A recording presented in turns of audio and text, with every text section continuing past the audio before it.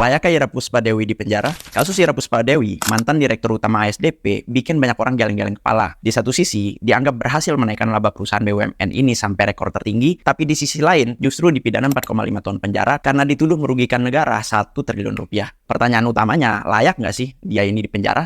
Mari kita bahas. Pertama, kita bahas dulu dari sisi siapa dia. Jadi Bu Ira ini berasal dari keluarga sederhana di Malang. Ia meraih karir internasional selama 17 tahun di GAP Incorporation, Amerika Serikat.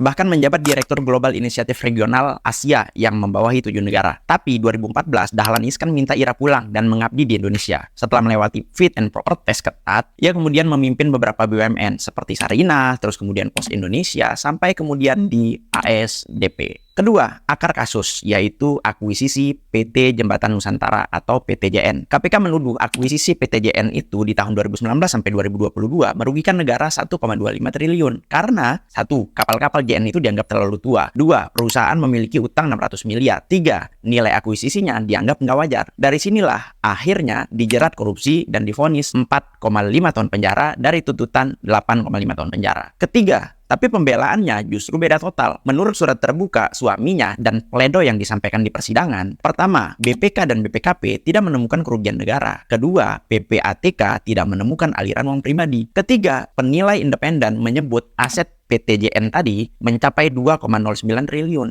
Sementara akuisisinya hanya 1,27 triliun rupiah. Artinya, menurut versi ini, negara justru beli murah, bukan rugi. Bu Ira bahkan menyebut angka kerugian 1,2 triliun itu nggak benar karena dibuat internal auditor tanpa metodologi yang tepat dan jelas. Keempat, lalu hasil akuisisinya gimana? Nah, fakta datanya begini. Laba ASDP tahun 2021 sebelum akuisisi ya 326,3 miliar. Di 2023 setelah akuisisi mencapai 637 miliar. Naik hampir 2 kali lipat. Pelabuhan dimodernisasi, kantor dibenahi, pegawai naik gajinya sampai 30 atau bahkan 40%. Bahkan Erick Thohir pernah bilang ASDP berpotensi jadi operator feri terbesar di dunia. Kelima, masuk ke intinya, kenapa tetap dipidana? Menurut putusan pengadilan, meskipun tidak ada aliran dana pribadi, meskipun ada keuntungan bagi negara, dan meskipun ada dissenting opinion dari salah satu hakim, majelis tetap menilai proses akuisisi ini tidak dilakukan dengan kehati-hatian dan melanggar prosedur, sehingga unsur korupsinya terpenuhi.